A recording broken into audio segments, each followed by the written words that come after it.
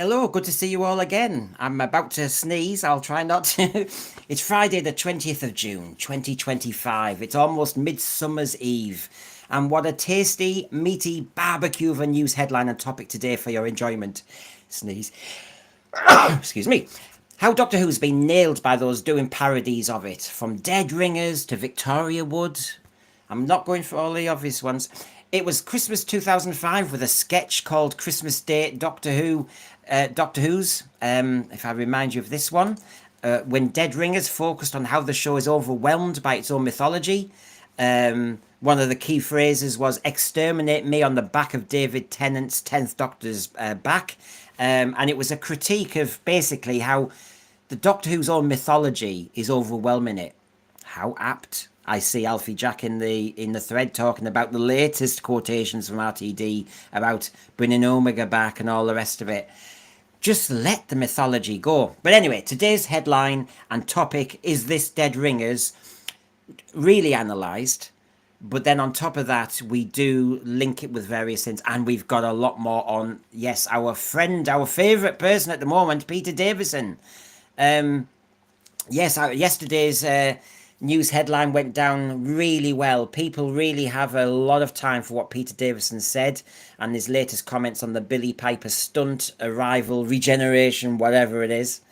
But, of course, as you may know, Peter Davison has been nailing it again so precisely in a measured, thoughtful, but ever so insightful discussion with Lewis Nichols on YouTube. Check it out. Of which more later. But while I bring on my co-star here, Christian, good to see you. Good to see you, Brendan. Good to be here. Now, if you can be the voice of the thread and the people watching as well, do you want to see a little tasty bit from this Lewis Nichols interview, just as a teaser for our discussion? Oh, yes, I would love to. Well, this is what he said. So if I I always do that with this new thing. I'm not a huge fan, he says, of the new series sometimes mocking the old series. You know, in Time Crash, they took the Mickey out of the celery, which I thought was a bit unfair. And lines like wibbly wobbly, timey wimey, I mean, we never had dialogue that bad in the classic series. It's trying too hard to be clever and self-aware. Woo! He's right. He's right. What can I say? Christian, this is the killer. Do you know what? And I mean this. The Five-ish Doctors, which was a real great... I mean, Mark Gatiss did the love letter to Doctor Who with the William Hartnell biopic. But also, the Five-ish Doctors was a great love letter to Doctor Who, classic Who. It was lovely, was well written, Davison, well directed, Davison. Do you know what I'm going to say, Christian? And I mean this. Can he be showrunner? Davison has a greater sense of what the show should be, certainly, than Chibnall and RTD have had. Can you imagine if he could bring his sensibilities to the fore? I'm saying this because, you know, I got into a bit of flack when some people said, what, Brendan, you're saying the showrunner should not be a Doctor Who fan? Well, if it's somebody like Peter Davison, who quite clearly has a lot of common sense being applied, he's very savvy. I tell you what, if I was a new director in the industry and Peter Davison was in my cast, I'd be wary of him in a good way, which is he's been around, he's not a mug, do my best. That, you know, he'd make me up my game, because I tell you what, Time Crash was Stephen Moffat saying my favourite Doctor was Peter Davison, but Peter Davison was not happy with some of the dialogue. Whoa. Exactly. Well, there's nothing wrong with an actor associated with a property taking the reins. Very often, they're the ones that keep the core elements of that property where it should be. Jonathan Frakes, for example, as the second in command on Star Trek Next Generation, migrated into directing and proved to be very proficient at it. So if you take someone who's familiar with the characters, familiar with the universe, familiar with the dynamic, and you place them in a leadership role, they're more aware because they understand what the show should consist of as they help guide it into next or newer chapters. I think Davison would probably acquit himself quite well because he'd know what to expect out of the writers and what. Well, and this is it. I mean, Michelle was on yesterday. Michelle, good to see you. The Fifth Doctor as a character was fantastic at throwing shade. Alfie Jack is agreeing with the Five-ish. Who would disagree with the Five-ish Doctors being good? It was really funny, and it was lovely, and it was on point. It really did make some sharp observations. Garbage, who moderates for us, and more besides. He does the Who Pet little AI additions and everything. I have said for months and months, Davison for showrunner, he has written a Five-ish sequel and the BBC rejected it. Oh yeah, and I bet it was funnier, more authentic than anything we saw in the last 8 weeks. I think sometimes there's a fear on part of the BBC. What happens if they went ahead and gave a green light to Davison and he created his Five-ish Doctors sequel and it went over like gangbusters? The sheer contrast between doing Doctor Who properly and what they've been trying to do for the last 10 years would be a mortal blow to their egos and to their agendas. So they don't want to take that chance. Now you see, I find it interesting this. Peter Davison is not stupid, but he says, I didn't really want the critique of the celery. And it's interesting because I think he must have badgered JNT. I think I've read somewhere he did badger JNT going, what's with this? And Caves of Androzani came up with an explanation in the end, didn't it? And, I think Peter Davison wanted a little bit of that authenticity. He didn't want stunts and he didn't want stupidity. He wanted things explained. So I don't think he would, as you can see, he didn't appreciate Stephen Moffat having a dig at it from that higher pious position of the new Who showrunner where they can do no wrong. Classic Who isn't just sat on the naughty step. Well, it sat on the naughty step according to the meta approaches of RTD. And I'm sorry, but that damages the legacy of the original show because what they're doing in a way is mocking it, and I don't really approve of that. And Christian, right, breaking the fourth wall literally breaks my concentration and engagement. But mocking something, a parody of it as well. I mean, a parody, which we'll come to in a moment, of Dead Ringers is a parody. It's not the actual show. However, Time Crash did fall into that strange ground. And in it, he also slags off, as you know, and lines like wibbly wobbly, timey wimey. I mean, we never had dialogue that bad. Whoa, in the classic series. It's trying too hard to be clever and self-aware. That is quite a sharp sting at Stephen Moffat. It was. You could get away with a line like that given the nature of a conversation. And perhaps the doctor trying to explain something because they've got a 6-year-old child as a companion and he's trying to put the child at ease. So you can use that verbiage. Context is important. But instead, it's become kind of a default. And the default is, well, time and space travel is too complicated to explain, so we're going to blow it off. I mean, at least with Star Trek The Next Generation, they would use techno jargon to try and create a sense of authenticity and legitimacy to what they're doing. Wibbly wobbly, timey wimey is a meta send-up of a critical element in the Doctor Who universe, which is not doing it any favors. And when people do see the Lewis Nichols interview with Peter Davison, well, it covers his whole career. But we will look later on at what he says about Classic Who and New Who. I'll start with New Who, of course. But he doesn't pull punches, but he is so measured. And you can clearly see he's a science fiction fan. He's a Doctor Who fan. And I just don't think he wants any of it dissed. And that means he's coming from a really good place. And I will say it again. I think actually he should be considered as an inside job of a showrunner. Oh, I agree. At the bare minimum, if they didn't give him that position, they should bring him in as a consultant to say, hey, here's what we need to be looking at. And I think he would have the skill set necessary and the diplomacy necessary to articulate what needs to be said. Because I'm not hearing a lot of classic fans say, "Oh, he would be terrible. I don't like his opinion or worldview." The thing is, a lot of what he's saying mirrors what we as long-running fans feel. Yep. So he's the right person for it. We might mention Caves of Androzani because that's one of his quotes later on. So William Orlock, there was Morgus given his asides in Androzani, but John Normanton and Graham Harper play it subtly, like he's thinking aloud. Yes, I agree. Was it breaking the fourth wall? I think not. I think it was cleverly just short of that. However, so there you go, folks. There's a lot to look forward to. Fantastic Peter Davison being polite, but also being on it.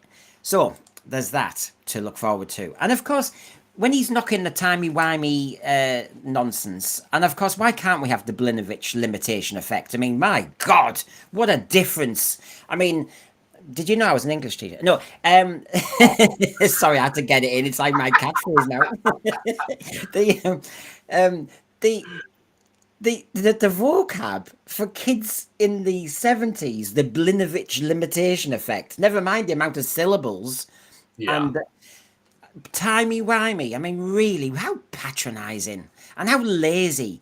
And of course, when you saw Rtd's version of a multi-doctor story, not Time Crash, but a Time Bash, Bish Bash, I don't know, 13 talking to 15, when she was given that language, I don't like, well, okay, the decoration bit, does it really need to be bigger in a room defined by its bigness? I thought, oh, for God's sake, this is just, it's CBeebies before they've even commissioned it. Precisely. I don't understand why they have to, in a way, dumb down the dialogue. Is that what they actually think of the fans? Is that what they think of the intelligence of the audience? I know, and you know, I can't believe it because I used to be a teacher. The thread, I know. Sorry, I'm shocking the thread. They didn't know that. So yes, the language you do start to wonder, going, oh, for God's sake. And so, yes, clearly Peter Davison's on our side. And then, of course, I showed this yesterday, but I'm going to do it just for a second to prove the point, which is the disrespect of Classic Who, which Peter Davison was talking about then. And you saw, I'll put it in the big screen for everybody to see for a moment again. You've got here Marie Baker's comment about Omega in the finale. Viewing figures have gone right down, I've noticed. Thank you for your support to Gary Lee. We had no idea the BBC were going to do that. And I tell you what, I don't know about you, Christian, that sounds scathing. That is scathing. I mean, what does that tell you about what they chose to do and what the results have been? And it almost feels as though no one's communicating with anyone else. Those who have control of the program are doing what they want, regardless of the consequences, maybe because a part of them senses there may be this kind of consequence, so they don't want the control. They're going to do it anyway. Now, Christian, you also dabble with the English teaching front. I think some of it, you'll have to be my wingman. Look at this, see, I never would have guessed that Brendan was an English teacher. He seems so butch. Oh, I mean, honestly, the gloves are off now, mate. I mean, oh yeah. Yeah. English teachers rock. Yeah. Your detention's going to be a long one, you know. So. Oh yeah. So while we consider the punishment for Sir C, he thinks he's in the back room we didn't notice. We'll nab him when he leaves the room. Yeah, that's when we get him. Always let them think they've got away with it. And they have a little cheeky grin on their face. And then you go, Sir C, sit down. And then he goes, oh, damn. I've got eyes everywhere. I'm better than Omega. So anyway, just a quick reminder. Garbage has been reminding you, but here we go.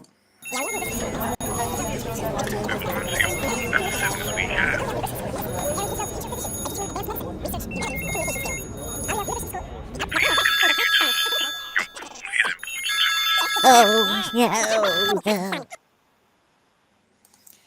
Yeah, just to remind you, we have Shonky chats available for those who want a Shonky chat. Now, these are the headlines from the parody. I know everybody's seen it. I'm not stupid. I know everybody's watched it and probably had a laugh actually. But these are the main bits that this is our lesson today, so to speak, that we're going to look at. These phrases from the 2-minute script. It just died of cringe. Regenerate into Billy Piper for clicks. Walky, touchy-feely doctor I am now. Power of unearned sentimentality in the script. Hallmark hardness of your empty platitudes. Lazily written mawkishness. Oh, that stings. Oh my God. When I heard that, I was rolling on the floor laughing because they nailed it so effectively. As a matter of fact, the only thing they could have done more to go a couple of minutes longer would have been to make sure they saw your bingo card and nailed every single one of the tropes that you were clicking off during the course of the last season, because they could have done it. Yeah. So you can all expect I've transcribed every word from that parody, and we're going to look at it in its overview. I've got it in 3 parts, but you can see I've picked up certain stuff. So you can enjoy this because it is very cringy. It is on point. This is the BBC slagging off the BBC. As I said tonight, I've got other examples too, as well as looking at this parody.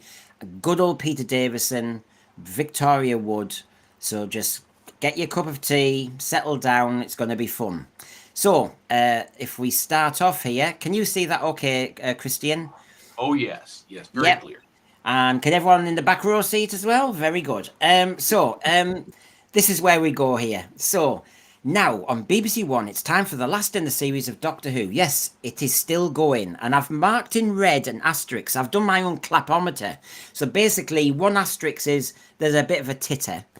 2 asterisks is quite a nice laugh, and then 3 asterisks is they really are, enjoying the fun.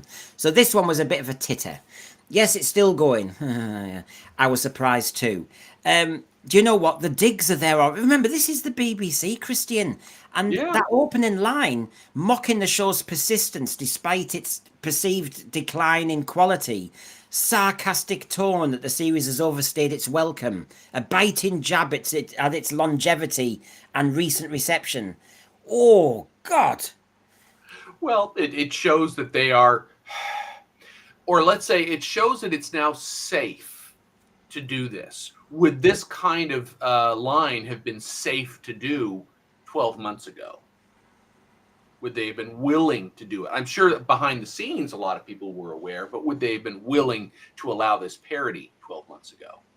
Well, I find it interesting that it's giving us an open door now, because we're the nasty trolls. We're the dinosaurs. We're the not my doctors, apparently. We are really evil people. But now the BBC's done it more than once, remember? And so now clearly it's open season. The Guardian has slagged it off. The Independent slagged it off. The BBC slagged it off. So why does that make me a dinosaur? I sense that kind of critique of Keir Starmer, our Prime Minister, who calls people for criticising. Then he suddenly does the same bloody thing. Honestly. Man, makes no bloody sense at all. Right, so first of all, thank you very much, Boomer Doug. He's still awake in his undies. There he is. Thank you very much from the unemployed detox crew. Oh, he's got to get it in. He's good at advertising. He's paying me to advertise his redundant show. How does that work, Boomer Doug? I'll tell you what. He's a bit like Yozza Hughes in Boys from the Black Stuff. Gives a job. Honestly. So yes, we start the show here, Christian, and then of course the doctor, hey Commander Stewart, what's going down, babes? And I've put it in grey. The amount of times he says babes, it obviously grates on them lot. I've said Omega because it was clearly a skit on Omega, wasn't it? And then Commander Stewart, Doctor, thank God you're here. There's a CGI monster from another dimension destroying the whole of London again. And there wasn't actually much of a laugh there. I haven't recorded once, and I think it's partly because they talked over it, but partly because nobody watches the program, so they don't realise that Star Beast, Doomsday, Bad Wolf, Stolen Earth. Every blooming time it's London. Well, I would not want to be living in London in the Doctor Who universe. It seems a very unsafe city to be a part of. It is anyway. It is anyway. It's a documentary. Honestly, I don't know what when I'm thinking, we were thinking about visiting London recently because we haven't been for ages, and we were going, well, should we? It sounds dodgy. And then, of course, you think that the streets and ULEZ and Star Beast with all the cracks in the pavement and in the giggle are all crashing, and then they're all turned to sand. But if you have a moped, you got away from it. So I There will you go. remember that. I'll get one of those disability motor scooters and break the 20-mile-an-hour limit. There you go. Yeah, I think there's a possibility. So yes, yeah, it's been overdone, hasn't it? The CGI monster from another dimension destroying the whole of London again. You see, remember when this season was about to start, Christian? Remember there was that mini little trailer where you saw the Statue of Liberty, you saw the Eiffel Tower, a taxi, and whatever else, and then a calendar, and you thought, oh God, and I think they were trying to do a lovely kind of nod to Planet of the Apes original. But unfortunately, Doctor Who's done it every year, so everyone goes, "Oh, it's going to blow up again." It's old, and we've talked about this before. The problem is when you repeat the same trope again and again and again, it becomes painfully formulaic, very dull, because okay, it's a new season. We're going to have a climax that's totally existential. The planet Earth is going to be wiped out, and they're going to have to do a reset and bring everything back. And to make matters worse, 9 times out of 10 in New Who, there are no long-lasting consequences for the reset. So there's no stakes, and you learn not to care about what's happening. Well, you look at Adric was killed in Earthshock, and Peter Davison's doctor, since we talked about Peter Davison, was like, no, I'm not changing history. And, get over it, Tegan and Nissa. And mind you, they did get over it quite fast. By time flight, they were saying next. But, sorry, Matthew. But, there was no kind of, I'm going to bring death to bring life. He wasn't going to resuscitate Adric. So why the hell do we have to kind of do this nonsense? And nice to see Aronite here saying, by turning Who into an unrestrained fantasy without sci-fi rules. Yeah, you see, I've been saying this for ages. You open the first page of The Hobbit and you have the map. And, 1984... you have a whole chapter which is a political manifesto. It's really been thought out. This person isn't making it up as they go along, RTD. You're quite right, Aronite. What we ended up with was Alice in Wonderless Land. Yeah. Yeah. And as both we are teachers, can't help it. The truth is, we've seen a lot better. And how the hell he is managing to get paid for this. So, Doctor says, plenty time for that. Give me a hug. And of course, this is what I've been saying week after week after week, which is instead of getting on with some sci-fi escapist adventure, let's hug it out. Let's do some emotionally intelligent conversation. Well, they think it is, but it ends up being kind of, give us a hug, give us a kiss. Oh, God, you look good in those trousers. Well, what it points out is the crisis is not urgent. And what have we talked about his episodes being exposition heavy? So people are talking, but action is not being taken, and it slows the story down. And so this is symptomatic of trying to characterize the Doctor or anyone else in manners that actually destroy the character, taking away the stakes of the moment and slowing down the movement of the story. I mean, it's losing on every front. Plenty of time for that. Give me a hug speaks volumes. Yeah, I mean, there's ways of writing it. Sorry, I'm not a writer, but my God, I'd have had respect for the audience. If you're going to have to, if it's important.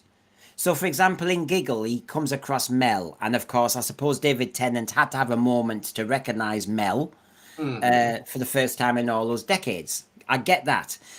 But she was still typing on the keyboard and saying, I've discovered this about the pitch of the giggle, and so it was still kind of part of the action. We didn't have a screeching of brakes and suddenly go, hold on a minute, the world is ending, but I want to have one last hug. It's like, I can just see the normal punter at home going, oh, God.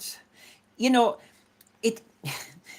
The TARDIS being big on the inside is already a dramatic conceit. Yeah. Add various stuff on this Time Lord who doesn't die because he regenerates. That's another dramatic conceit. But please don't layer them all up, because in the middle of the world. And by the way, shall we just remind ourselves the classic Doctors didn't do that. No.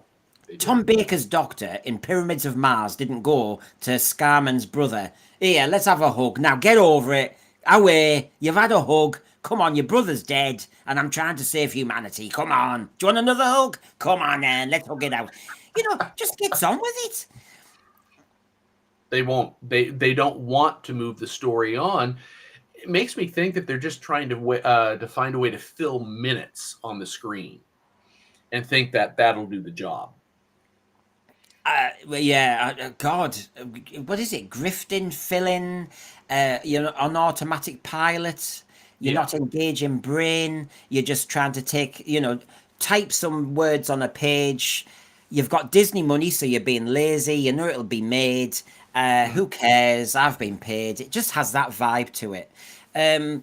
Anyway, let's just remind ourselves, BBC comedians have spotted this, and so they mention him saying there's plenty of time for saving humanity, give me a hug. Sure, I've got to hug everybody in this room because that's the kind of woke. Now hello, I get told off for using the word woke. Now the BBC's used it on Doctor Who, so who's right? Us fans who've said Doctor Who has gone woke. Oh, you're evil, you're a nasty person, you are using the pejorative of woke. Hello, now they're allowed to use it. So that's the kind of woke, touchy-feely doctor I am now. And that got one titter. Can't leave any minority behind. Oh, ho, ho, ho. This is the BBC with its DEI inclusivity programme, and they're slagging that off. Okay, wheelchair-bound lady. Oh, God, are you allowed to say that? Give me a hug. Well, she can't get up. Ethnic man, here comes a hug. Excuse me, I'm straight. Not now, you're not. Trans person, it's hugging time. As long as she's 15, for Christ's sake. That's dodgy. You can't. Do we go hugging our class? No. I mean, honestly, RTD, get your moral compass right. Trans person, aged 15, not sure who you are, therefore you are open to exploitation. Let's hug. No, you're a grown man. Back off. Gay robot. Who said the Vlinx was a gay robot? Chameleon was gay. Chameleon was very gay. I mean, he almost had the limp mechanical wrist. K9, well, I didn't see if he was with a bitch or another dog, did you? Oh, no. I didn't. Didn't even see him with a lamppost. Oh, my gosh. Honestly, though, I don't know how the BBC do this. We are evil people, and they really have. They're blankers, they're cancellers, they're slaggers off. And look at that last paragraph of script, which is taking the mick out of Doctor Who, having no action, being emotionally vacuous and virtue signalling. Now, if I said that, I'd be in trouble. They say it for a laugh, although it didn't get one. Well, I think part of it is what will happen in this kind of discourse. Someone who wants control of the narrative will try to take ownership of the term or the pejorative. Okay, I know this looks bad, so I'm going to be meta and I'm going to include something about it. So maybe it's a little bit safe for the BBC to do a send up at this point, because at this point they know that they've lost the war. They want to try and take ownership then of the narrative and say this was all in the plan. Oh, charming, isn't it? Charming. They make the rules all the time. Randy Howell, Very nice of you.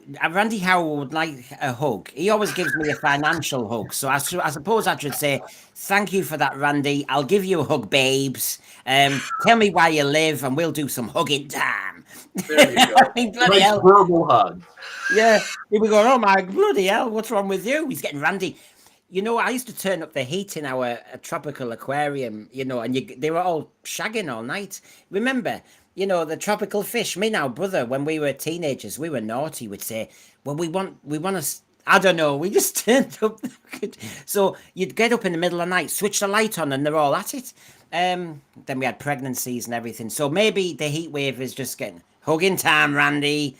Send me your address. No, sorry. But anyway, here we go. Thank you.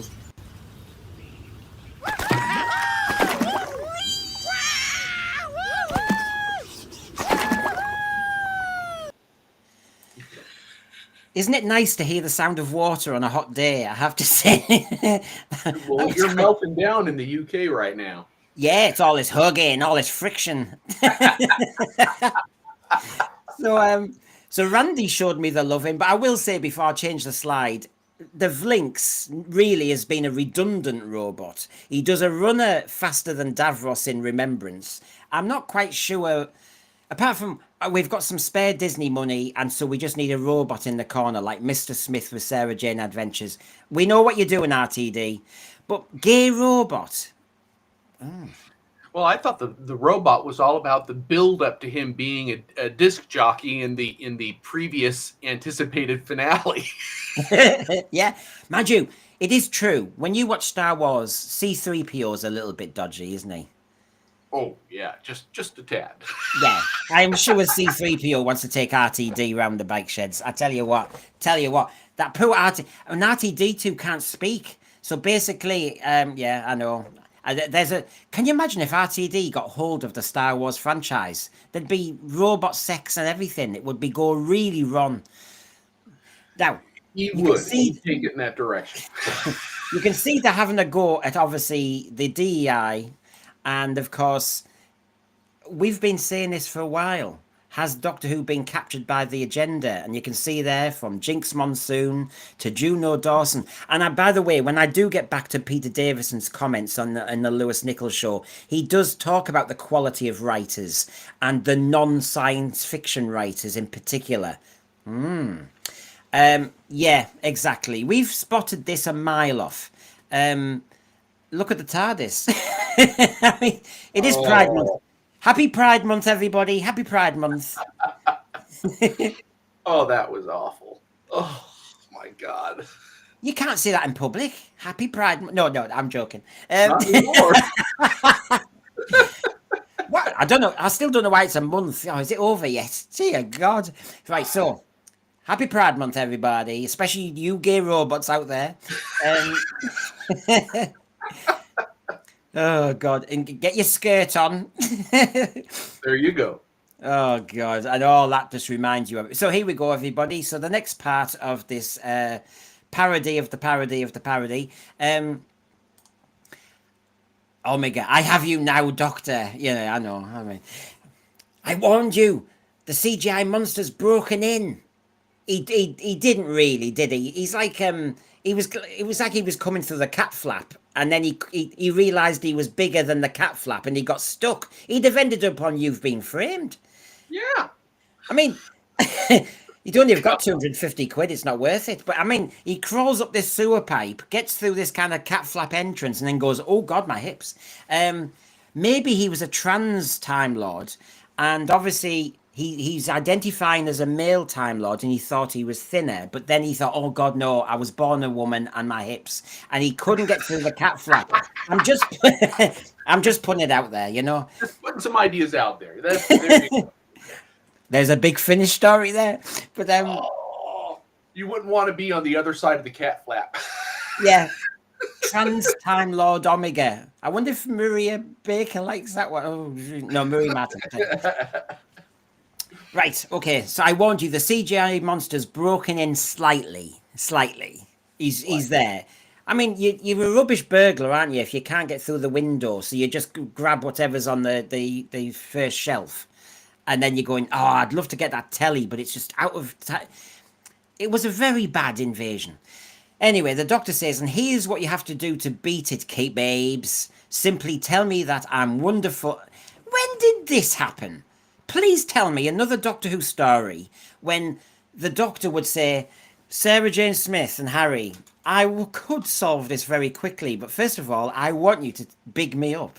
Hey, Well, isn't that though this the common go-to? You know, as a writer, show, don't tell.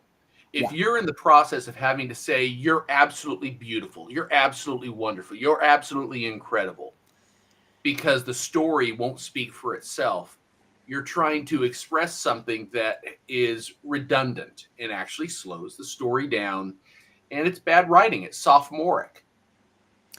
Well, Stephanie O'Neill, in the meantime, has mentioned Time Flight being a masterpiece compared to this. When we get to Peter Davison, he talks about Time Flight. Just wait for that.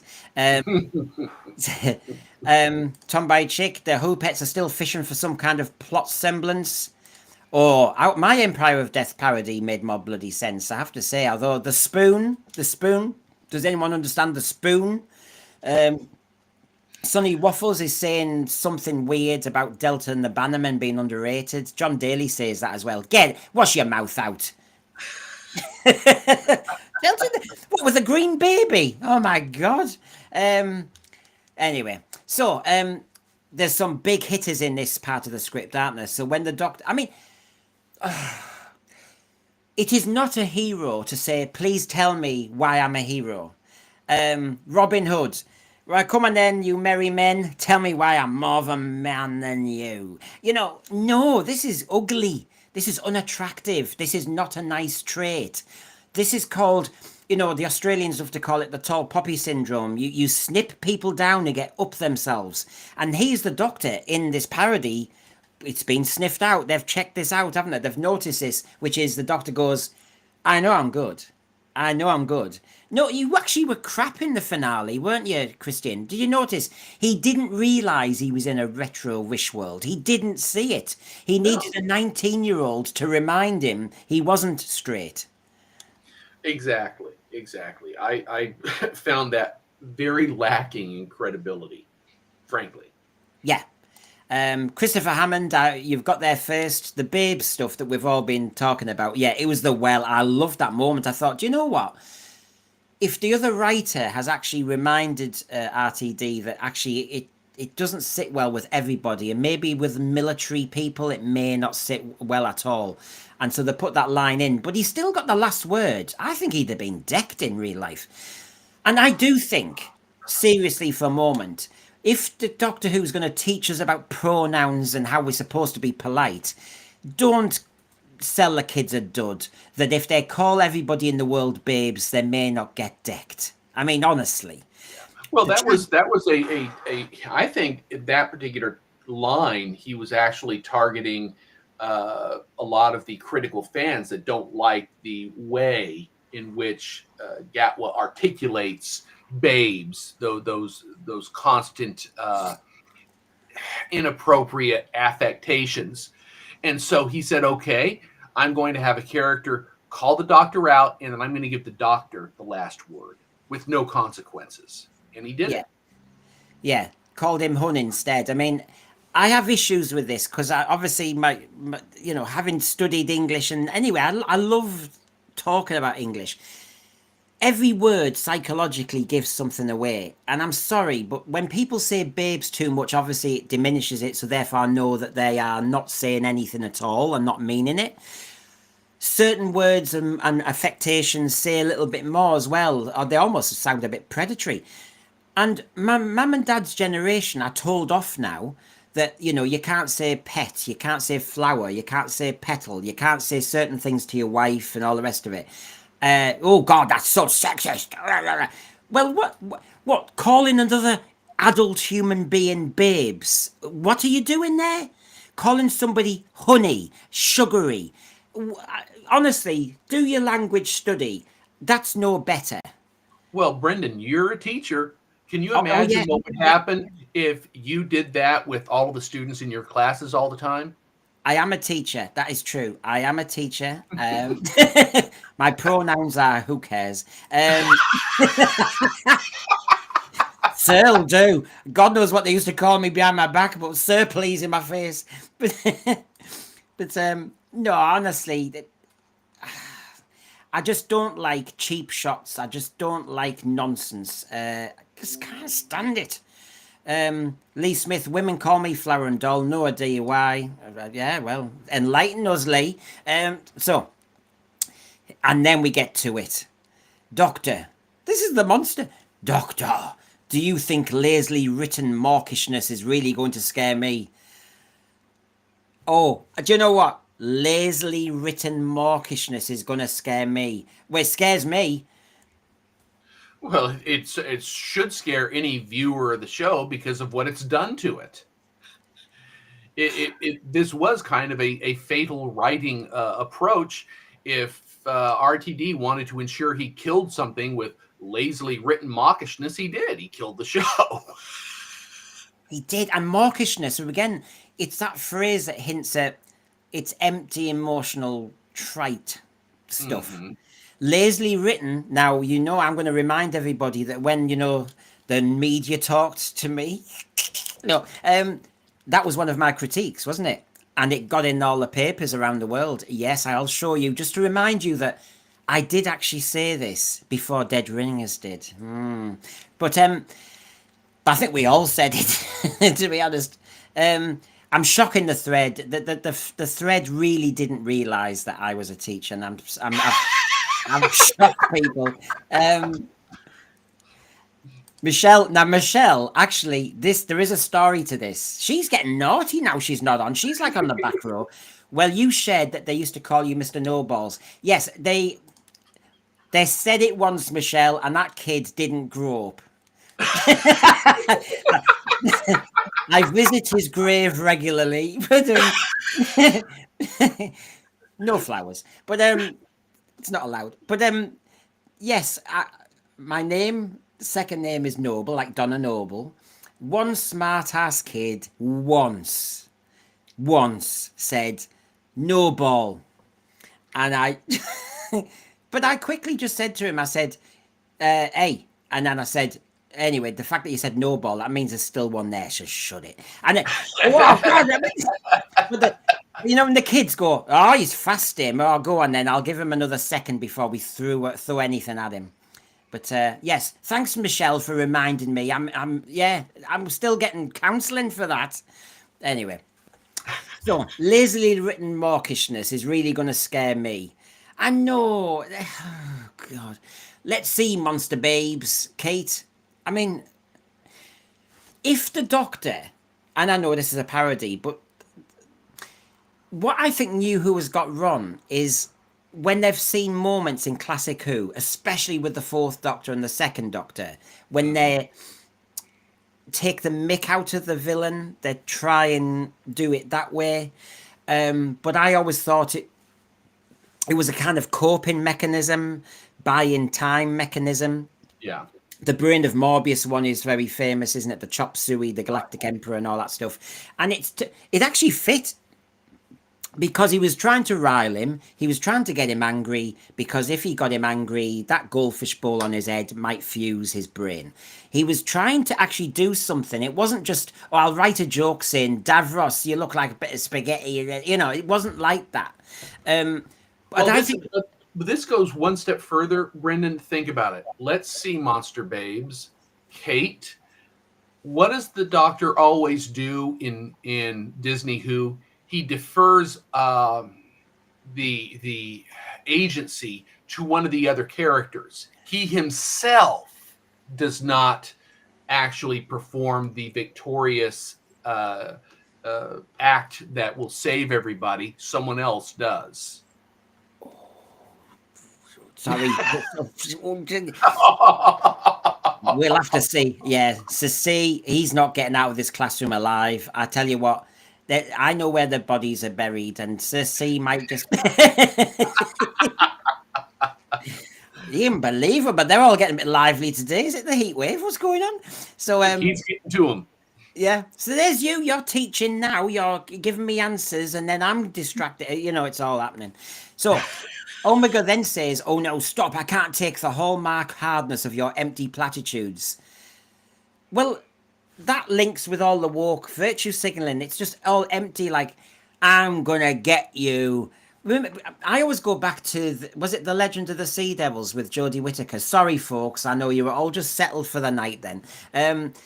Obviously I'm a Sea Devil fan, so I wanted to see what they did to them. Yes, they made them look all right. They don't fly, and that was all a hocus pocus story. However, there was a bit at the very beginning of the Legend of the Sea Devils where Jodie Whittaker's doctor just goes, and it was very. I think he was trying to do Chibnall the Tom Baker bit, which Yeah. is something like, "What are you doing here? What are you doing here?" And she kind of shouting at a sea devil. And then the sea devil, I thought, he's just going to shoot at you. Well, what's your plan? Oh, she didn't have a plan. She had to rely on the fact that the sea devil missed. So that's not clever. That's just empty platitudes. That's just empty, hollow rhetoric. That's just kind of having a big gobshite mouth that doesn't actually have any backup plan. Precisely. Well, people virtue signal rather than provide a legitimate case for the position that they're taking or broadcasting. Because if you virtue signal, they'll look good. Oh, well, yeah, sorry. Christian, you're looking good today. I've always I found you a very decent person. I love everything about you. I think you're amazing. Next, who's on tomorrow? Here you go. Pump up my ego some more. I need more validation. Yeah, well, yeah. Sorry, you had too much. Then that's it. That's it. Over. Oh, Because that's the other thing about all these platitudes is it's very quickly forgotten. yeah. So anyway, It's like an addict. Someone has to have more and more and more. It's never enough. yeah, well, I bigged you up and now I've forgotten your name. There you go. That's how it works. So I like that Anthony Parkinson, Doctor Who, the Sue Pollard era. Do you know Sue Pollard? I don't. It's okay if you looked her up later. I know it's hard with the American thing. She's a British comedian. She was in Heidi High, and yeah, I think the British people will get what you're saying there because there's an element to that. So, Doctor, it's working. The power of unearned sentimentality in the script is poison to it. Now, notice that the laughs have increased on those two bits. So, when they've nailed it in this comedy script about Doctor Who being full of empty platitudes, everybody bigging each other up, and then I love that line, the power of unearned sentimentality. I mean, where do you go with that one? I mean, I just find that, I mean, I've made some notes here because I really found that so biting. It's attacking the writing quality, suggesting a lack of narrative depth because it's unearned. Syrupy cliches, mocking the show's reliance on overused tropes, a sharp critique from the BBC's own airwaves. I can't believe this. I mean, you're cutting to the core that RTD, you're not a clever writer. RTD, you're a lazy writer. RTD, it's vacuous. Well, it's empty, unearned sentimentality. But then again, virtually everything that the characters seem to do or accomplish or feel is unearned. If you were to go back and try and say, what is it for something to be earned? The depth of the transformation or the depth of the emotion should be roughly equivalent to the efforts that it took to get to that point. Instead, it's kind of like, what do they say? Mary Sue. The character comes in and is already perfect. They start at the top. There's nowhere to go. And there's nothing earned in their journey. It's just validating the fact that they were perfect to begin with. So everything that RTD has done is largely unearned. It makes me wonder if he actually earned the right to be a showrunner in the first place. Well, but what do they say? You're only as good as your last performance. You're only as good as your last lesson. No, you do have to. You have to keep earning it. Whatever your job is, whatever you do, you have to keep earning it. And even in a relationship, you can't just keep relying on the fact that once you were nice to each other, you've got to keep working on it. I might go into a counselling stream. No, but this is the point. I just find this unearned sentimentality comment is so brilliant because it just shows you that it's all shorthand now. It's just it, and therefore there's no reason to watch because when they say all these amazing lines, loving each other, you're going, but where did that come from? When did that happen? I mean, why were they so bothered about Poppy in the end when she'd only just appeared in the back streets of Lagos for a second? She was maybe in Space Babies. I don't know if we properly made that link to her. And then she just sat there on a playmat. I mean, and he's going, "Oh my God!" He gave Scarman a harder time. He gave so many humans over the years a hard time for just being a bit of a plodder. And suddenly Poppy sat on a crash mat, just a crash mat, what am I saying? Sat on a play mat, filling her pants. Suddenly it's like, I need to regenerate for her. Of course, in the end that was virtue signalling because he didn't have to, prat. He just summed it up. The whole era was summed up by him doing a regeneration he didn't have to do. Precisely. Classic. And I did look at the close up. He did cry. Did you see? He did cry. Yep, he did cry. Now, Garbage is keeping everybody straight. We're the teachers, but Garbage is keeping everybody straight. How many people are in the chat? How many likes? He's keeping them in line. Yes. Not enough likes. Don't you like us teachers talking about teaching and tropical fish getting overheated? I mean, what other stream does that? No one else. No one else. Nobody else would dare. Yeah, I still have one ball, Mr. Noble. Mr. Can you imagine me in James Bond, Mr. Noble, Mr. Bond? Right, so thank you very much, Michael Nemo. Good to see you. Unearned sentimentality is also navel gazing. Well, yes, like I said, it's like the hero saying, "Tell me why I'm a hero. Tell me why I'm good." I can solve this in a second, but let's first talk about why I'm so good and admired. It's awful. It's ugly. It's just not what I like in anybody. It isn't. True. Very true. Anyway, I will thank you in my normal way, as in I get other people to do it because I'm a nasty person, but I show my platitudes with deeds from others. There you go. Here's some sense for your fans. Oh, he's big. Hey, watch it, son. I can box you. Watch it. Oh, God, he's scary, isn't he? Oh. Is that a Carbonaster? Flux, do me a favour. There you go. A bit of a TARDIS effect. So there you go. Unbelievable, really, that they wrote that. That's really sharp and scathing, isn't it? So there you go. Commander Stewart. Wow. You may not have a family doctor, but we humans are all your children. And you'd think, what the hell? I have my Children of Time on Tuesdays, and that's a parody in itself, but oh God, we're all your children. Wasn't that virtually what she was saying in the episode proper? Yeah. And in fact, I think she did. She really did. And so this is no longer a parody. This is now a documentary. The making of Doctor Who. I just don't get this at all. I really don't get it. There's certain things we're allowed to be, the progressives will say. To certain pronouns, there's certain ways and etiquette. But infantilizing the human race is allowed. I mean, we're all your children. Can you imagine sorry, Christian. I'll just round off, believe it or not, sorry, because it'll go out my head. Can you imagine her dad, the Brigadier, saying that? Would not have happened. But to finish my thought, isn't that what RTD has done to the show? He's infantilized it, where he's trying to infantilize the audience. Well, there's no evidence for that apart from CBBS commissioning. There's no evidence of that. There was a narrative arc with a baby in it. There's no evidence of that this whole era started with Space Babies. There's no evidence of that.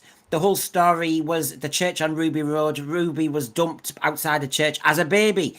There is no evidence for that at all. I think you should retract your statement, Christine. Oh, absolutely. Absolutely. Yeah, Mr. No Balls taking no crap today.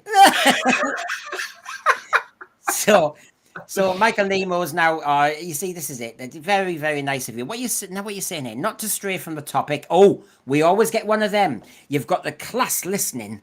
You've got, and that's hard enough. And everybody's maybe going to do some work and pick up a pen. And then somebody like Michael Nemo changes the topic. Yeah, right. Here we go. Not to stray from the topic, but have you read about Straczynski wanting to showrun Who? Now, I have Michael Nemo, and I'm going to call you out. No, thank you for that. But I did do a stream recently about the two rivals. Have a look. You'll see RTD and Straczynski, and I talk about that. And I talk about he's now got a British passport and he can now work here. And yes, I may revisit that topic again because he seems to be doing a lot of tweeting lately, going, "I'm still here. I'm just round the corner, BBC. I still have ideas." On that score, since Michael Nemo's asked us, I must admit, Christian, I've got nothing against Straczynski. It's just, I do think age, can I risk sounding ageist? I kind of want to go, hold on a minute. Do we need young blood, like Verity Lambert said the other day? Do we need young blood, really? People who will take a risk? I think you want someone younger if you can get it, if you've got someone with that talent and that capacity. The problem with a lot of very veteran producers is they have a very specific story style and a very specific vision. And I'm not sure what happens, but a lot of the crispness, a lot of the clarity of their earlier productions kind of evaporates as they go along because they've done everything before. J. Michael Straczynski has already done Babylon 5, so his big opus has already been expressed on television. I'm not sure he's going to be able to one-up himself. No. So, yeah, this children thing doesn't work. And there you go. I said this weeks ago. However, they got my age wrong. No, I wish. Of Middlesbrough, former English teacher. Yes, I used to be an English. Who runs the Sensory YouTube channel? I run it. I drag it. I'm a grifter. No, I think we've just had what. This is me, by the way, everybody. I'm playing myself now. Is that allowed? This is authentic. I think we've just had what I would have called EastEnders in space. I'm absolutely shocked, irritated, frustrated. People are contacting me now. Well, it was the Who Pets, actually. I was lying. When's our tea? In absolute shock and horror at what's just happened. It's lazy writing, a hodgepodge of exposition, escapism, nonsense. RTD was throwing every toy from the Doctor Who box at the telly, hoping that some of it would make sense in the way of entertaining you.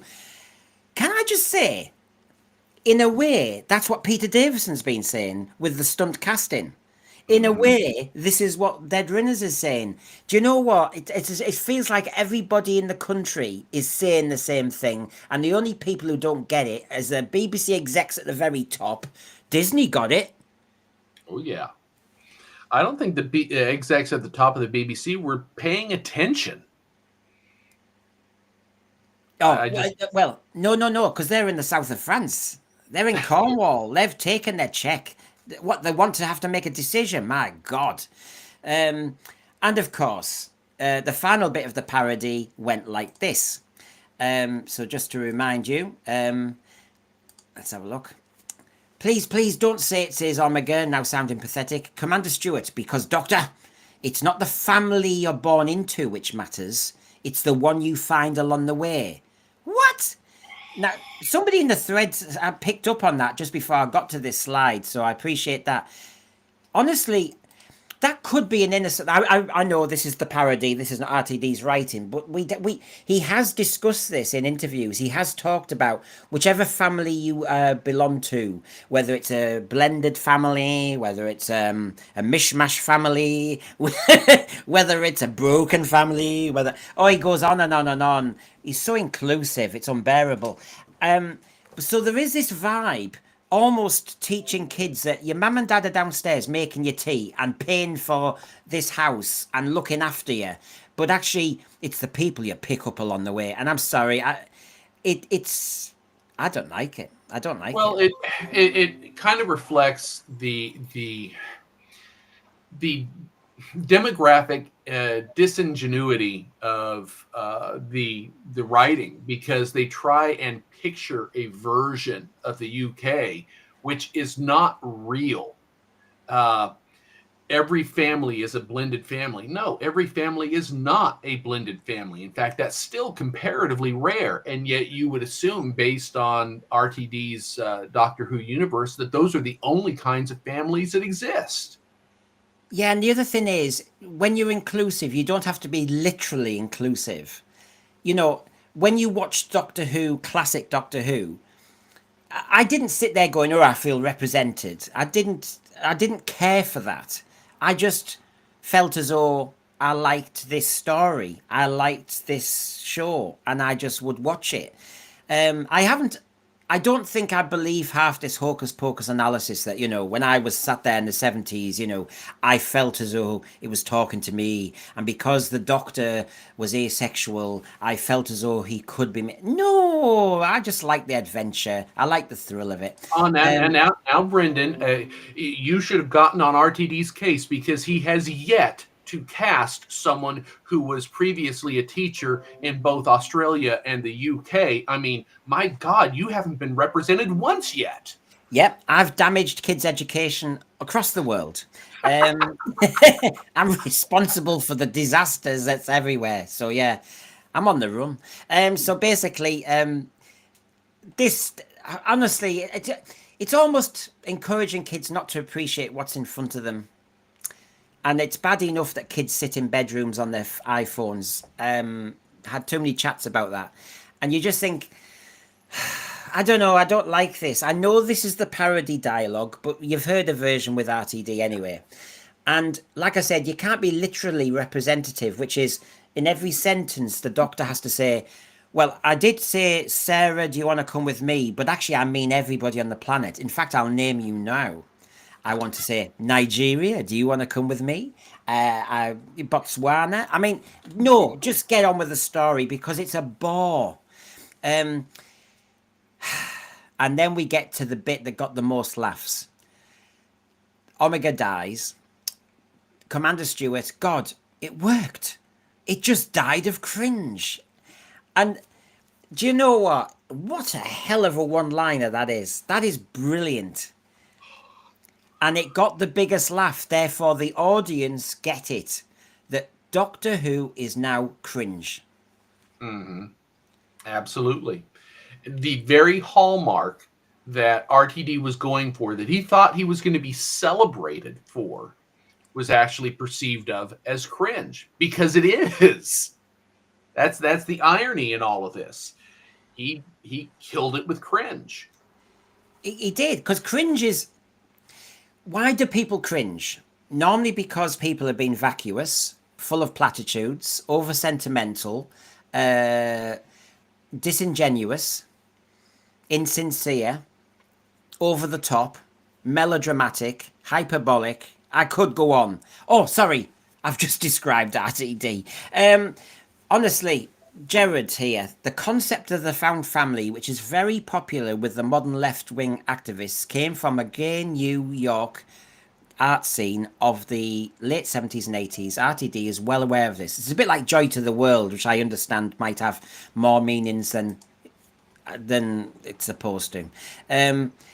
Hunter Callan, I've always said that RTD has made Doctor Who EastEnders in space. So me and you think the same. Anyway, I got it in the press, so now the press know that's how we think as well. Lee Smith says mega cringe. Sorry, we've got to up the stakes now. If you cringe too much, you then have to have mega cringe, hyper cringe, super cringe. You've got to have layers of measurements. Thomas McCarthy, who has been a good critic all the way through, I know. We don't need any new showrunners. We need collective oversight. Directors, producers, actors who love sci-fi and Doctor Who. Collective oversight only. I do agree with that. I think I say showrunners because that's been foisted on us, but basically there was nothing wrong with the good old BBC producer, and it's an element of the world now. You've got in America, you're fighting this at the moment under Trump, the overpopulation of middle management, the money being burned by people who are just pen pushing, but actually they don't do much. It's all, there's a policy behind them. So if you are the DEI officer, you just copy and cut and paste everything that everybody else does in the country. You actually don't apply your brain at all. So you're not needed. And I find that with all these executive producers of Doctor Who, there's so many of them. Well, you've got mid-management individuals, cut and paste, stamp and approve, tick the boxes. There's no oversight that's meaningful unless it's just to oversight the clipboard and make sure that all the boxes are checked. And there's no accountability. If there is a failure, no one's professional job ends. Everyone simply is failing upwards to the next gig, and someone else comes up behind them to continue doing what they were doing. And I guess the only way to finance this practice is if you are a studio that has deep pockets, or you have access to funds from another source to keep pushing the agenda, then you'll keep doing it. The only people that will ultimately be held accountable are those who lose their jobs and those studios that go bust. Yeah. And now, energetic, is that what it says? Energetic holographic. Can I just say this is a fair point, and I hope you know with my joshing, I'm not doing a critique of the people who do have the serious issue. It's not bad because of its too inclusivity. It's bad because it's bad inclusion. I'm trans, and the trans writing made me cringe. But because it's bad, it could be done much better. And I can't fault what you're saying there. This is the problem. I think the gay movement's getting pushed back. Now, I'm not part of a movement because you can only speak for yourself. But I think with all this LGBTQ stuff going on and people pushing things too hard, I think we're going to get backlash.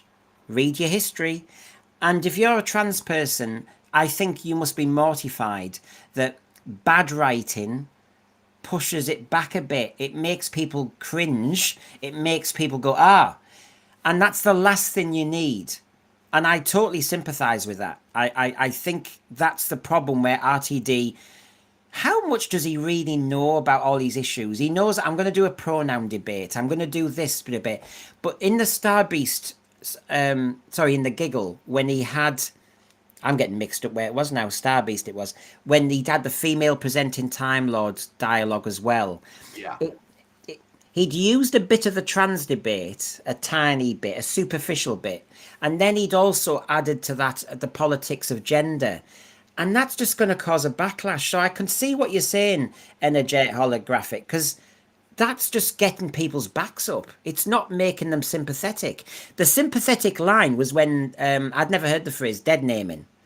And so when they were shouting out Rosa's original name of Jason, then you had a bit of sympathy there. And I can't help that. Everybody hates bullying. But all this other stuff was too political and trying to divide the room, wasn't it? It was. It did divide the room. And I think Emerge Holographic makes a good point. You can have inclusion, but the inclusion needs to actually serve the plot in a meaningful way and not proselytize. But RTD doesn't know how to write that way. Yeah, they could have done something about the fact that trans is.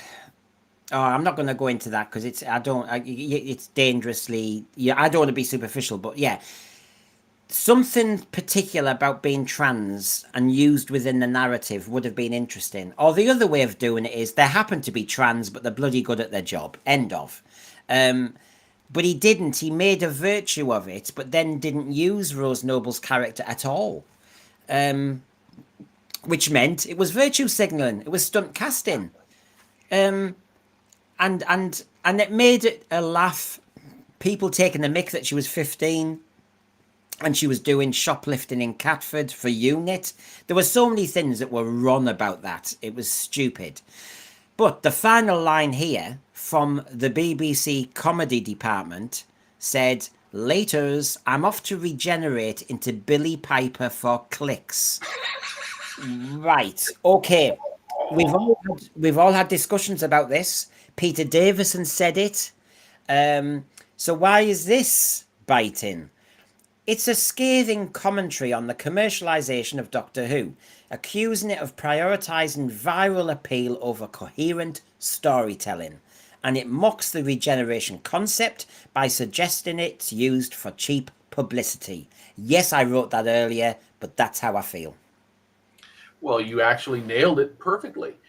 It basically destroyed what should be one of the hallmark moments of transition in Doctor Who. And it was done for a duplicitous purpose, basically, of RTD trying to curry favor with the audience and thus with Disney to keep the deal going. And it failed, that gambit failed. And now you've got this dead weight anchoring the end of his Gap Will Run, which hogties whoever is going to follow him because it still has to be addressed. Yeah, and I can see some people in the thread that are talking about mental health, which RTD made a big thing of. And you know what? We didn't really get a decent message about mental health because, you know, when in Lucky Day, Ruby Sunday had apparently PTSD. And I have to say, I saw a war veteran, military veteran, the other day talking about that he does suffer from PTSD, as many of them do, and I understand that. And he said, I don't like cheap shots on PTSD. You know, he said when some people in conversation say, I've got a touch of PTSD. And he said, it so undermines a serious issue when, of course, you don't know whether you're going to get through the day, you can't sleep, you have nightmares, you have cold shivers, it debilitates your life, you sometimes can't work. Now, if RTD is so bothered about that, PTSD, don't have it as a throwaway line in Lucky Day, and don't have at the end she's all right and she's in a pub. You know, you're undermining it. Why don't you? Here's an idea, Christian. Get your character in the TARDIS, clear off to the planet Zog, and just do an adventure, and we won't have to talk about this. Precisely. But it's because he's all about, or they are all now all about the character arcs. Don't you just love all the character arcs and what they do to the characters? Yeah, yeah. I mean, oh, I don't know. But this line, there's two lines really that are killer. The dying of Cringe and regenerating into Billy Piper for clicks. I mean, of all the things, that's the BBC comedy department calling out the drama department as, we can see what you're doing there. That must be the talk in the BBC canteen. That must be the talk behind the scenes in the media, that he's done it for that reason. It's the talk that we're saying, which is, will Billy Piper even be in it again? If she is, it'll be the David Tennant special, and it'll be just to try and get a few more ratings because it's a die-in show. We see what you're doing, mate. And it also implies, when it says for clicks, there's no narrative integrity.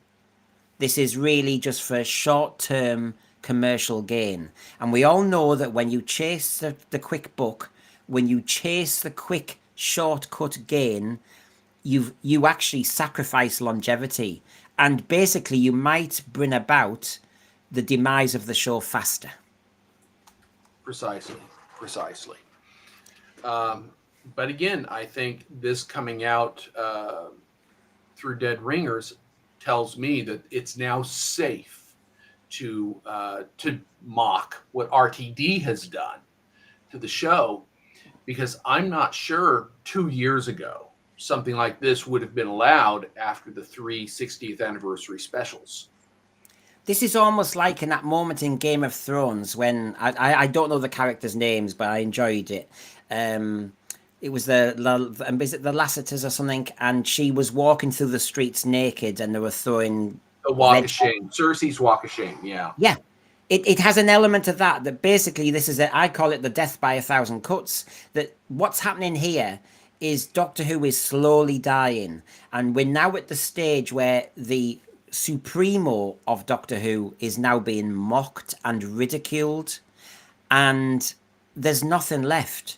Now, he might be trying to hang on, but if this is clearly what is being discussed by every media lovey behind the scenes, you have to hope that some media executives are also having discussions about maybe moving along and actually changing what's going on, and that would have to be changed to personnel. You have to hope, because this is now attacking in plain sight. This is now really open season, as you say. And it takes you back to that Harriet Jones moment in the Christmas Invasion. Doesn't she look tired? And it has happened. Basically, the Dead Ringers team are saying, isn't he lazy? Isn't he commercial? Isn't he short term? Isn't it cringy? Isn't it rubbish? I mean, this is the Christmas writing. Doesn't his writing sound tired? Exactly, and this is what it is. But in the meantime, he thinks he's got this tick list of, oh, I've virtue signaled. I've mentioned every possible person you can represent. I've mentioned mental health. I've mentioned trans. I've mentioned race. Oh gosh, yeah, but the show's crap. So nobody's watching it, so nobody gets the message. So what a waste of time, and what a waste of a budget. Mr. Squinty Mint here, I'm guessing the fans of who work on Dead Ringers know more about the show's fate. Well, John Coulshaw. I suspect it's safe to lampoon because the show is shelved. We actually want it shelved for short term, don't we? Because we are worried long term about things.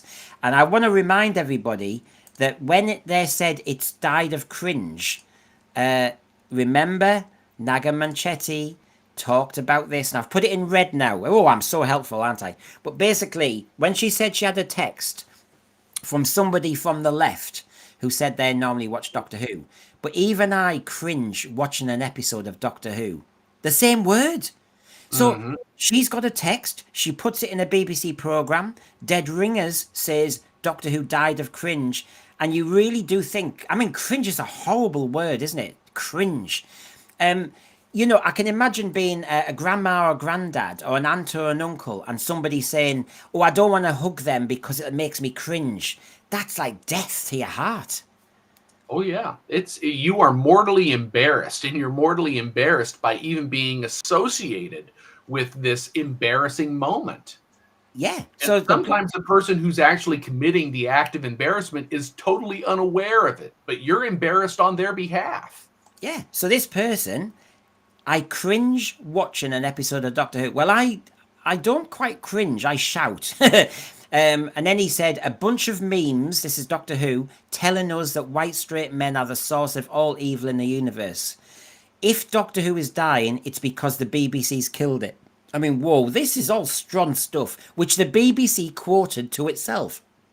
Now, Doctor Who has become just an intolerant programme condemning most of its viewers simply for existing. And then another BBC presenter agreed by saying, it does feel like you are being lectured to. So basically, you don't feel like you're being entertained. You don't feel like you're being thrilled. Remember, Doctor Who's supposed to do that. And the programme that thinks it's inclusive... You see, this is the irony, Christian. The programme that thinks it's inclusive is actually condemning its audience. It is. If you consider who the majority of the regular viewers are going to be, these are the very people that the writing vilifies. And hey, if someone's going to, if I'm not welcome, I'm going to walk away. And a lot of people have done just that. Yeah. I think a lot of people, Tomboy Chick says cringe. I constantly watched, finding myself saying, pass the sick bucket. It was so sugary, sweet with the cringe. It wasn't Doctor Who. It was, And I have seen one or two other programs try and do this, and I've said Star Trek Discovery, you know, you're on an alien planet, people are shooting at you, the planet might blow up any minute. How you doing, doll? How you doing? Ah, well, my boyfriend's not talking to me. Nah, nah, nah, nah. I haven't lost weight recently. And you think, oh, for God's sake, get your ass out of this sci-fi and into some cheap shot soap opera. Clear off. Honestly. Oh yeah, I'm not feeling too hot today. Well, bog off. Can you imagine Captain Kirk saying, Spock, I'm just not feeling it today? I mean, he was too busy feeling Joan Collins and everybody. I mean, There you but go. yeah, exactly. He knew what. Anyway, there you go, everybody. This is the great crucifixion moment. Anybody who's Well, religious, please. We're very inclusive on Doctor Who, but if you're religious, you're stuffed. Um, yeah, crucifixion now turned into some sort of fairy dust. I don't know.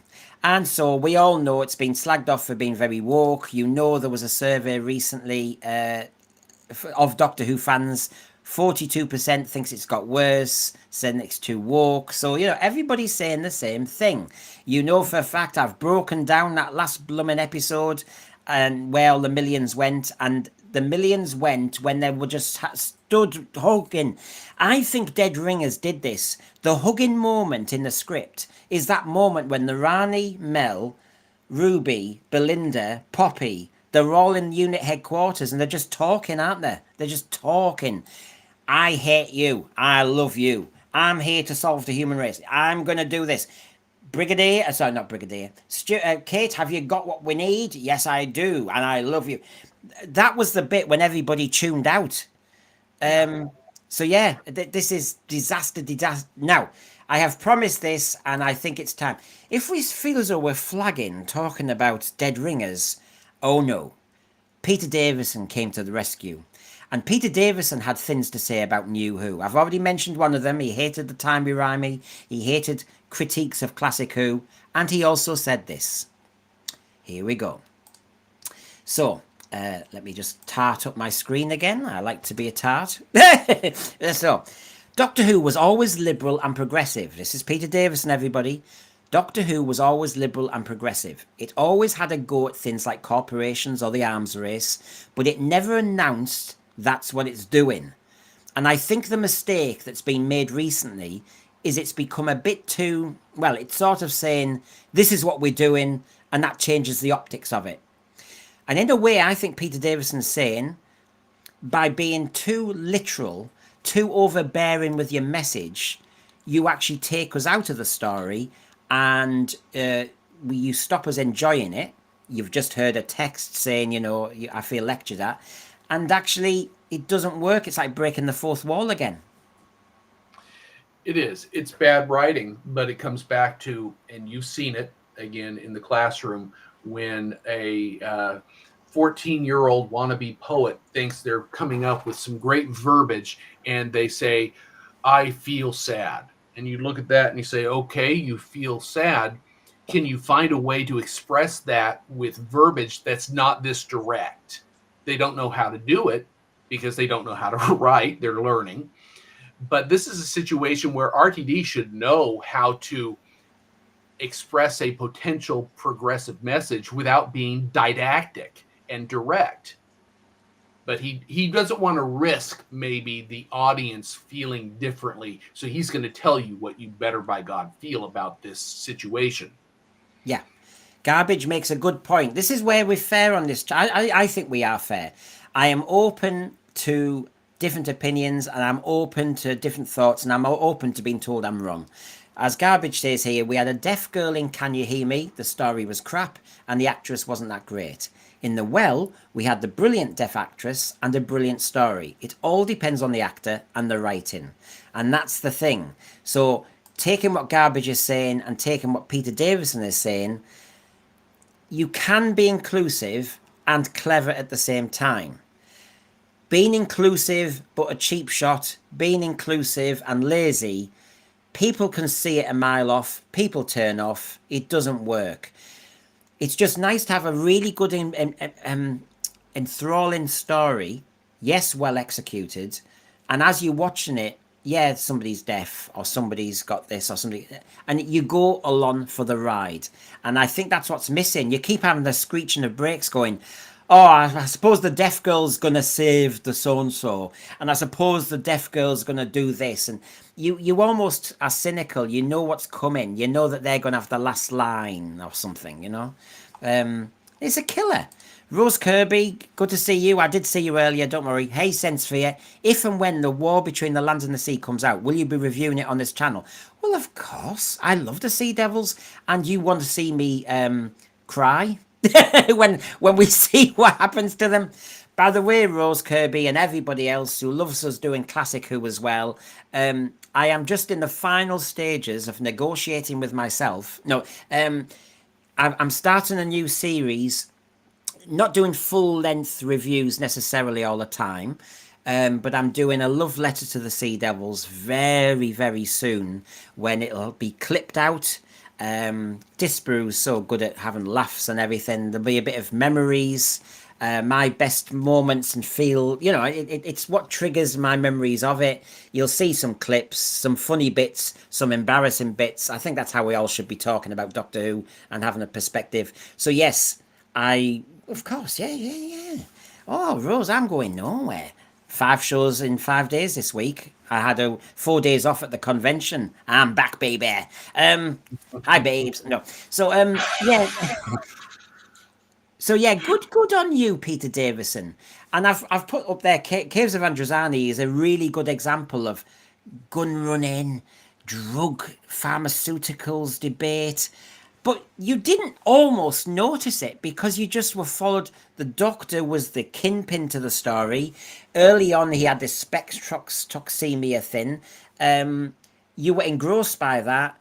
Then, obviously, on reflection, you think, oh, the Doctor never met that, never went to the other planet.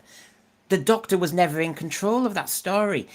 But you just went with the story. And yeah, good on you, Peter Davison. Caves of Androzani is an example where they really did have so many adult topics going on, but it was still a great adventure. Yes, it was. I mean, Michelle, I think she said yesterday it was her favourite story. But remember, Peter Davison here is saying, don't tell us, oh, we've done a brilliant story about the arms race. We've done a brilliant story about pharmaceutical corporations. And, they're all evil capitalists. And, RTD always saying too much. Instead, just let us watch the story and make our own decision. He's forgotten how sci-fi should work.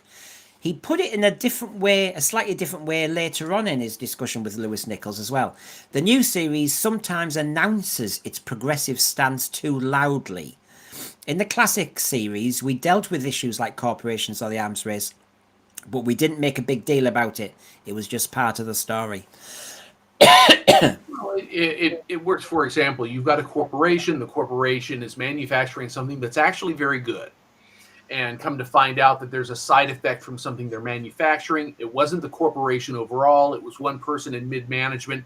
And as the story unfolds, you come to find out that the person did not understand the consequences of what they were doing, but the consequences still have to be dealt with.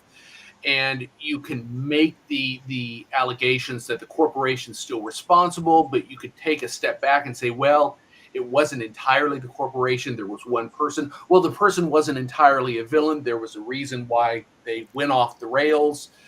There's nuance. There's levels of culpability there, but that's not the kind of writing we're getting. We're saying, this is bad. I'm going to write a story that directly says, this is bad. This is the person who did it who is bad.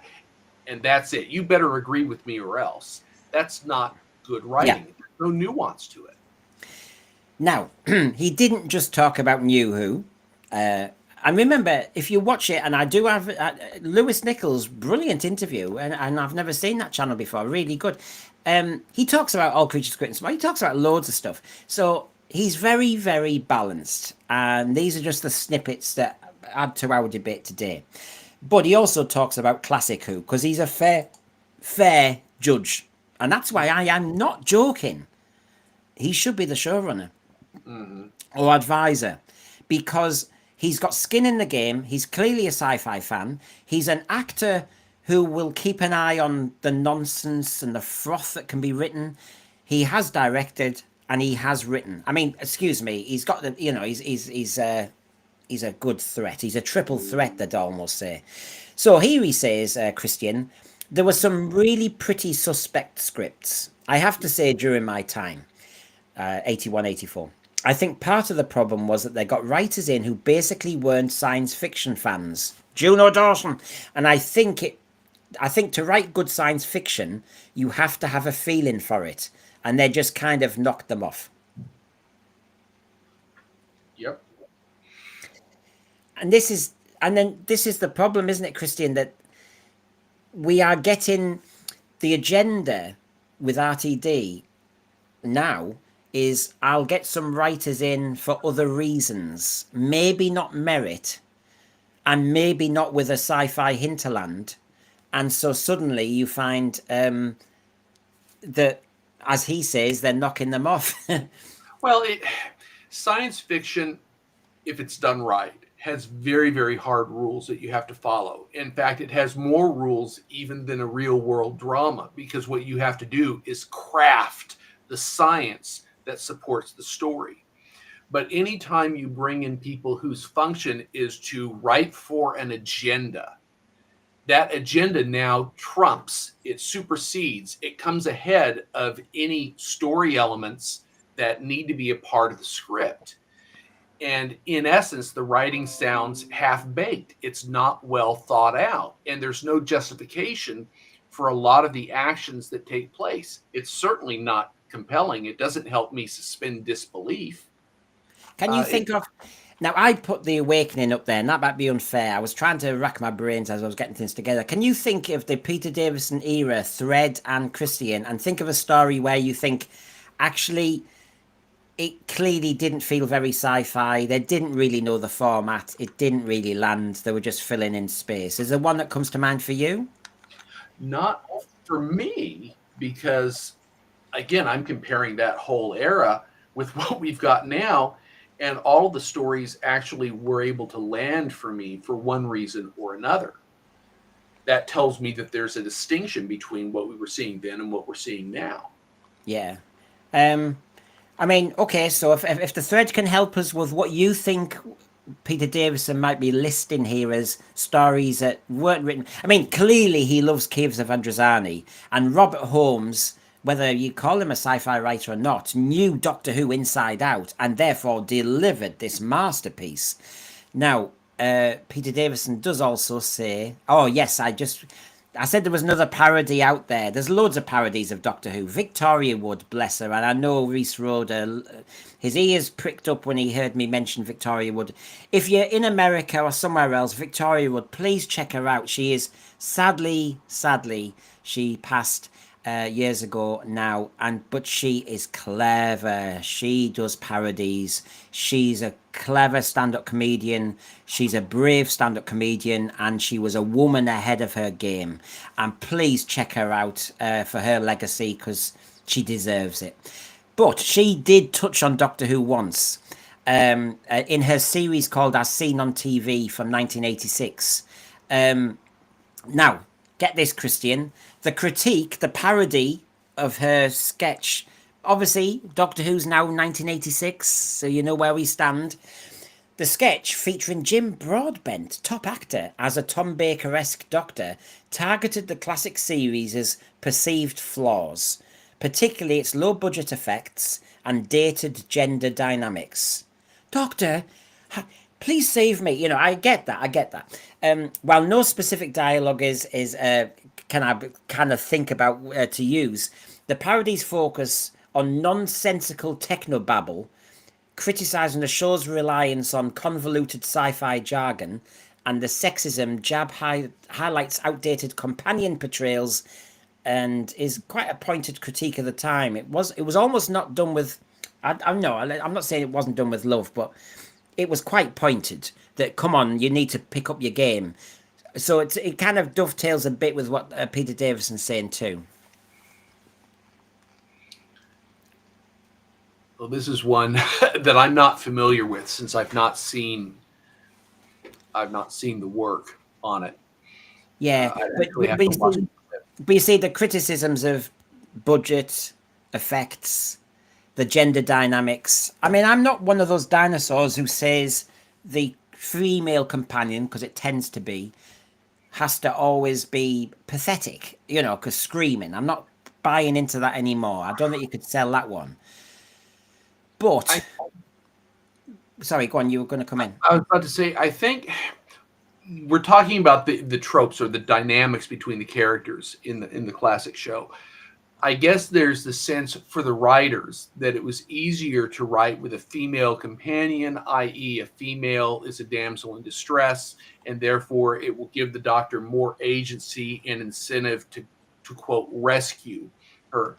So that's one of the reasons I was very fond of the Troughton and Hines characterizations, because it kind of broke that model, which was really very stolid for most of the classic run. We didn't often see that kind of dynamic between the two characters. Yeah. Um, it takes a little bit more practice to write effective agency, directional agency for the doctor, who's going to be the catalyst to make the stories happen, but also create companions whose dynamic work well with the doctor in these I contexts, mean, because companions are still representing the audience well, ostensibly. Peter Davison actually does mention what I talked about yesterday, so I'm not repeating it, but I'm just adding a kind of extra bit, which is when he was criticised for the Jodie Whittaker comments, he said he was actually trying to make a point about Doctor Who being a Don Quixote type character, and he said, can I just say the issue I was trying to make is it seemed if the doctor was female and the male companion was telling the doctor what to do or how to be, because he said that's how it had been with, sometimes the female companion would, like Sarah Jane Smith, point out where his shortcomings or something that was inhuman about him. It just wouldn't look as, I don't know, as acceptable as a male telling off a female. He just said it was an awkward one, and he was taken out of context. Alfie Jack, I'm trying to get you on. He's sat in Portugal, a swine. Mordrin Undead, a complete mess of a script. The reason I've just said that, Alfie, is John Daly, one of my other panelists who does some of the reviews as well, adores Mordrin Undead. Oh, there's a scrap. Black Orchid says Stephen O'Neill wasn't that great. Yeah, what shall I say? I was bored by it. Oh God, get hate, vengeance, everything now. Okay, so Victoria Wood did a parody, but here we go again. Peter Davison in the Lewis Nichols interview said this: there were stories like the King's Demons, which was just a bit of a mess, and Warriors of the Deep, which had potential but was let down by the production. Now, I know they had to change because there was a general election come in, so they needed the floor space, and so a lot of the planning had to change for Warriors of the Deep, which was a damn shame. I like the story of Warriors of the Deep as a story. I get the nuclear, the power blocks. I have no problem with it. The Sea Devils being secondary to the Silurians, I didn't like. I didn't like how they made them have to wear all these costumes. Just put that, when I do my love letter to the Sea Devils, I've also got a clip from Michael E. Bryant, the director of the Sea Devils, who just this weekend was talking about the Sea Devils. And of course, he talked about the costume. And I think get that fishnet back on the Sea Devils. That's all they need. Agreed, but it's interesting because there's a distinction between stories that are not effectively produced by dint of the production limitations and stories that are poorly constructed. So we've got to make a distinction. Well, Tom by Chick, I've just seen Tom by Chick there saying that, the parodies were done with love before. Now they're actually done more with laughing at it. And that's maybe the point. King's Demons was a letdown as a finale to the season because it wasn't meant to be. I found that when we did these kind of historicals like the Awakening's a kind of one, Black Orchid, King's Demons. I never quite thought they landed. And of course, the King's Demons foisted Chameleon on us. Nice idea for the moment. Um, the master in the one of the worst disguises ever. I mean, they must have known for years he was in a false beard and everything, and with this false French accent. Doctor, would you like some money? I felt I was watching Hello Hello. So anyway, it didn't quite work, that one. Loot Plane doesn't do it for me. So King's Demons, I get. He called it a mess, though. I'm trying to think. They did an outside broadcast. The story in itself, Magna Carta and everything, I can see what's going on. I understood what the motive was, but I suppose he just didn't like it. There was a lot of mess in season 20, though. There were strikes. We lost the Dalek story, so I don't know if he's reflecting that. Warriors of the Deep, you all know I was at Longleat, and John Nathan Turner announced, he said, I've got a story title for season 21, and he said, Warriors of the Deep with the Silurians and the Sea Devils. And of course, wow, that's exactly what I wanted to hear. The delivery didn't quite work. I did like this shot of the Sea Devils waking up. There was something about all this, the Silurians pressing that bing, bing, let's wake up the Sea Devils. I loved all those effects underwater. It was like Stingray. That worked. Yeah. But like he says, it was let down by the production. Now, he goes into a bit more detail here. Some of the scripts, I have to say, were a bit suspect. You could tell sometimes they were written by people who didn't really have a great love for science fiction, and they were just sort of knocking them off, right? So we had Time Flight, I'm showing you here, with, remember, oh God, he does talk about the Time Flight story, so I'll come to it now so I'm not kind of spoiling. Time Flight, says Peter Davison, was a good story, but we had no money left. So we had to create prehistoric Earth in a studio. Yeah, I remember that AstroTurf, with a model Concorde at the back and monsters that were basically bits of foam. It was a real shame because the story deserved better. And you know what, Peter Davison? I love you for it because you are honest. You know what we saw. You know when it doesn't quite deliver. You sound like a great advocate for the show, but you can't lie. And I wish RTD learned a bit of that. I might have been called Mr. No Ball. I think RTD needs to grow balls and tell the truth. He knows he's writing crap. Well, there's a great deal of integrity in Peter Davison, and I just feel that integrity is not the first word that comes to mind when I think of RTD, by contrast. Yeah. I mean, I remember Time Flight at the time. We do try our best as Doctor Who fans. When they were on that studio-bound set, and we saw it in the 60s, I mean, the Web Planet and everything, studio-bound, and you're on some kind of lunar, kind of planetscape, or whatever you want to call it, diorama. We saw in so many of the William Hartnell ones, particularly, where they clunk across a rock and, they're doing all that. We accepted that. But there was something about Time Flight in colour as well.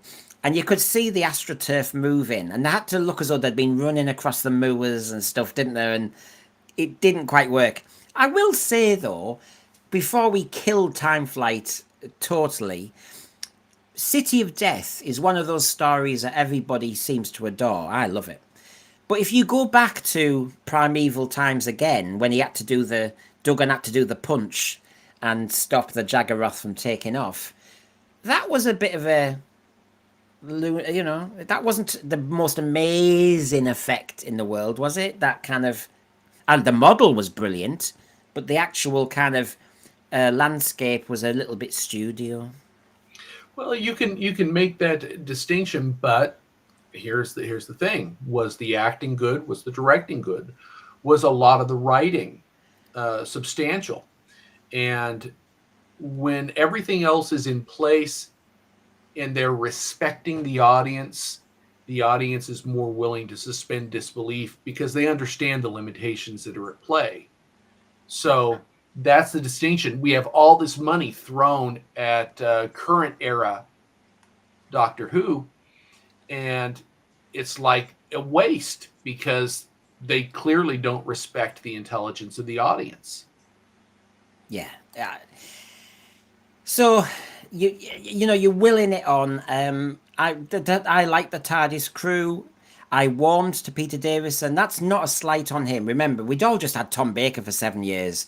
You were really lamenting this powerful, charismatic alien doctor disappear for this what seemed a little bit more vulnerable, but I loved him when he told off Tegan, and I loved him when he told off Adric, and I loved him when he told off the David Banks cyber leader. And you know, you get used to the next Doctor, don't you? And I now look back with an awful lot of affection of the Peter Davison era, but I have much more affection for his comments.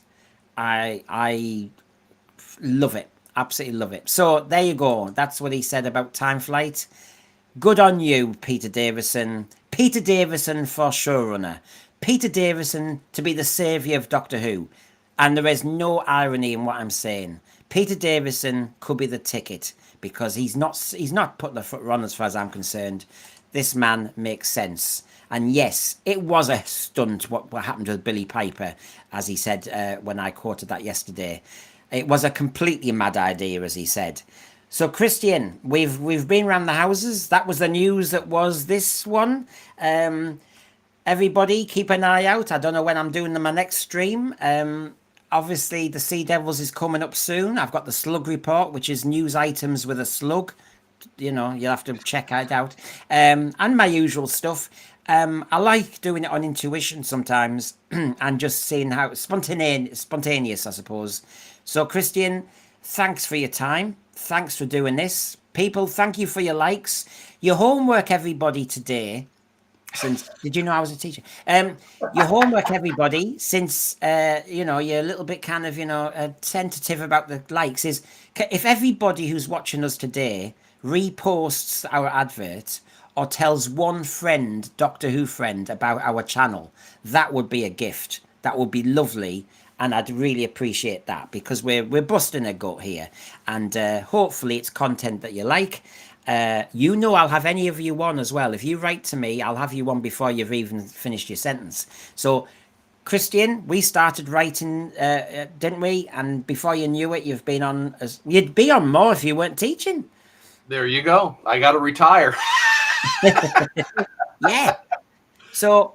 thanks, everybody. That's really been an enjoyable kind of end to the week.